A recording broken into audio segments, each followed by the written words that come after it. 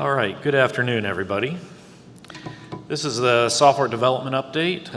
It's an update that I give typically at every ARIN meeting. And the reason for that is we use a fair number of resources at ARIN to do software development. It's a large part of our budget.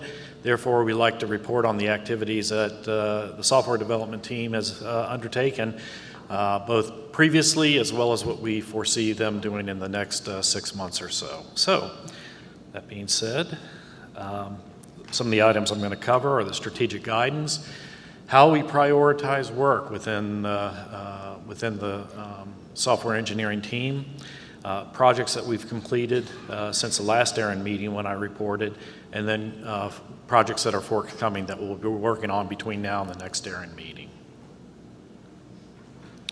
So the strategic guidance, as you see, we have strategic guidance from the board. It's actually enshrined in the strategic plan that's available out on ARIN's website. If you haven't taken a look, I strongly encourage all of you to take a look at what that plan is, because that really lays out exactly what the organization is going to be doing over the next 2 years. For this specific presentation, some of the things I want to highlight is that in the strategic plan initiatives that I have behind me, it actually shows that community input is really key to the strategic objectives that ARIN pursues from a software development standpoint. That's essential, and the board wants us to continue to listen to the community, hear what they have to say, and prioritize based on that. And so it's an important goal that we strive to try to hit as far as our deliverables on a regular basis. We have several, like any organizations, we have a number of factors that actually influence our priorities of things that we work on. They could be regulatory issues, it could be the policies the community here has put forth for the board to ratify. It could be specific trustee initiatives that the board wants us to pursue. It could also be items such as ACSP, user feedback, and so forth. So there's a number of things that we work on. The ACSPs, we mentioned that this morning. There was some discussion about the process being able to capture those items that are outside the policy development process. And those typically will come in through ACSPs. And they have visibility to you in the community because you can see those within the ARIN website. But there's a fair amount of feedback that we get either directly to our customer service teams, whether it be RSD, our FSD, or CMSD, that comes through actually direct interaction with the customer, but it also comes through our feedback button. Everywhere on our ARIN's website, you have the ability to provide us feedback directly, and we get a fair amount of feedback from the community. So while the ACSPs are visible, we also consider things that we get in directly outside the ACSP process. And all that is sort of evaluated. And myself and the other product managers meet at least once a week, and we go through what those priorities are. And then on a once-a-month basis, we establish what the priorities are that the engineering team is going to work on. And I guess the message I want to leave with the community here is that the community is largely influential on what we work on, and we do strive hard to try to meet those needs, given the resources that we have.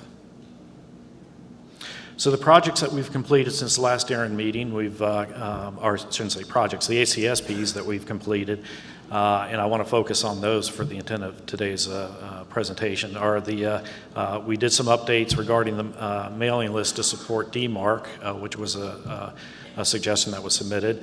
We've also added details to annual invoices. I don't know if you recall or not, but when your invoice went out, sometimes it was very brief in the actual summary line items on what you're being charged for. So we've given direction to those receiving the invoice, specifically where they can get the detailed information, whether it's ASNs, IPv6, or IPv4 address blocks for which the services they're being charged for.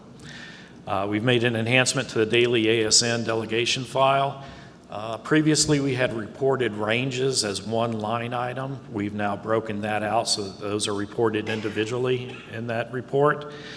And then lastly, and it was mentioned by Sean yesterday during the one of the tutorials, that we had a suggestion come in about using GitHub to be able to manage the versions of and compare the versions of the number resource policy manual, and that's been implemented as well. Some of the other items that we've, in addition to ACSPs, we have a number of things that we've worked on in the past 6 months. A lot of technical debt. I've said this before, and I'll say it again, is that ARIN's still working a fair amount of technical debt. We have systems that we need to retire and replace. We have technology that we need to advance. Such things as that include a recent update to Postgres to 10.4. We've also are better equipping our website. If you haven't had a chance to, please go out and meet our user experience folks who are collecting feedback on our website. Jan and Jesse would love to have you stop by and preview our website and take a look at that and give us feedback on how that's looking. We're planning to launch that early in the year, and we'd like to have as much feedback as we can on that. We've also continued to make Whois performance improvements, and let's see. Internally, we also focus on those things to improve our customer services that we're delivering to you. So for example, some of these enhancements and system tools that we're providing may not be visible to you, but we may provide tools to FSD, or CMSD, or in particular RSD, so that they may be able to better serve you, the customer, when you call on the phone or you submit any type of request tickets. For next year, between now and the next ARIN meeting, we're going to be launching the new ARIN website. We're also going to complete work on staff-initiated tickets. This is an example of staff-initiated tickets of something that kind of percolated inside, and that is inside within ARIN. It's the capability for us to be able to open tickets on your behalf, and that's with your approval, of course. But that would help us service the customer, because sometimes tickets get closed before customers are able to respond to them, and rather than recreating that entire ticket, we would be able to help with actually creating that ticket. And there's other situations where it'd be very useful for us to be able to provide the capability to create those tickets. We're going to begin long-awaited internet routing registry enhancements within ARIN Online. There's really 3 segments to the IRR project, and the first one is actually complete the enhancements within ARIN Online, and that's going to begin work at the new year. And then quickly following that, quickly following the launch of the new website, we're also going to make improvements to the, continue make improvements to the ARIN website for some of the features that folks have submitted through ACSPs, or such as web chat and other enhancements that we're planning to make there. That's really all I have. I welcome any questions. All right, back Mike. Kevin Bloomberg, the Toronto Internet Exchange. If you could go to page 7 for a minute. The word begin, Nate, under Internet Routing Registry.